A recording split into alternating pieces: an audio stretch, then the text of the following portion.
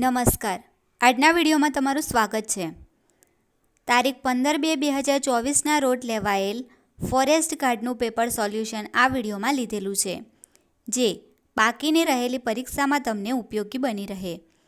તો આ channel like અને સબસ્ક્રાઈબ કરશો, જેથી દરેક વિડીયો તમારા સુધી પહોંચી શકે. પહેલો પ્રશ્ન છે, એનજીટીની અધ્યક્ષતાની મુદ્દત. તો એનજીટીના અધ્યક્ષની મુદ્દત 5 વર્ષ અથવા 70 વર્ષ બંનેમાંથી જે નજીકનું હોય તે હોય છે. ગુજરાતમાં જંગલોના પ્રકાર કેટલા છે? તો ગુજરાતમાં જંગલોના પ્રકાર 4 છે. એસિડ વર્ષાની પીએચ કેટલી? તો 5.6 થી ઓછી. ગેંડા સંરક્ષણ યોજના 1987માં. ગેંડા દિવસ 22 સપ્ટેમ્બરે મનાવાય છે. ગેંડા ક્યાં જોવા મળે છે? તો અસમ અને પશ્ચિમ બંગાળમાં. અલ્પનું વિરુદ્ધાર્થી. તો અલ્પનું વિરુદ્ધાર્થી થાય છે વધારે, પુષ્કળ અથવા ભરપૂર. અહંકારનું વિરુદ્ધાર્થી.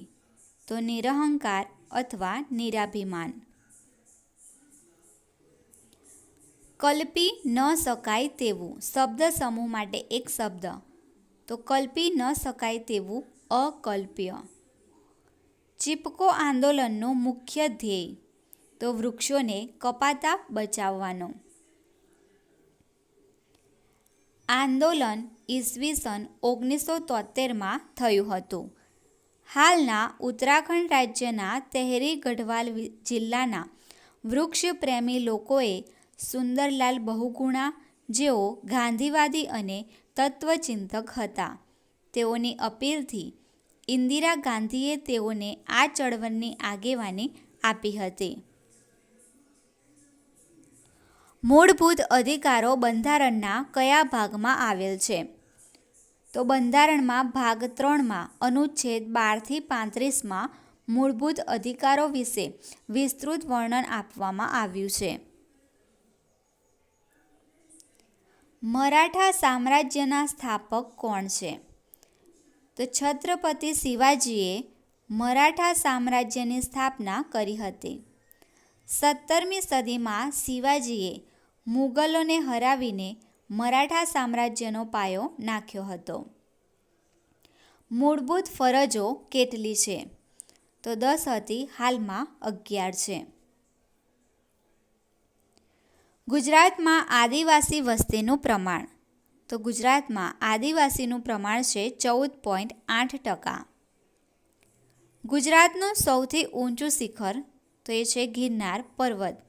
એ ગુજરાતનો સૌથી ઊંચામાં ઊંચો પર્વત છે, જે બરડા પર્વતમાળાનો એક હિસ્સો છે, જેની ઊંચાઈ 1145 મીટર અને લંબાઈ 160 કિલોમીટર છે.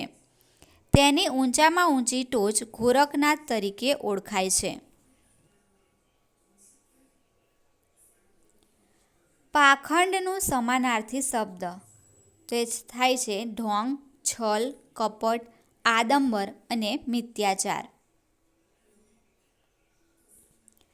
પાકિસ્તાન તો ઇસ્લામાબાદ અને ઓસ્ટ્રેલિયા તો કેનબરા.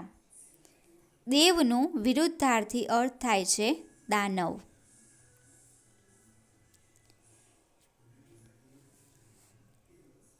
કયા જીઆઈ ટેગ આધારિત વસ્તુમાં આભલા જડેલા હોય?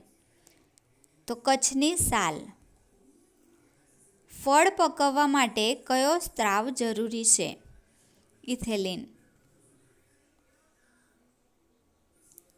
દિલ્હી મુંબઈને જોડતો કોરિડોર એક્સપ્રેસ વે કયો? તો એ છે સ્વર્ણિમ ચતુર્ભુજ. કચ્છમાં કેવી જમીન હોય છે? તો કચ્છમાં રેતાળ જમીન જોવા મળે છે. સોમનાથ મંદિર કયા ભગવાનને સમર્પિત છે? તો સોમનાથમાં શિવજીનું મંદિર છે.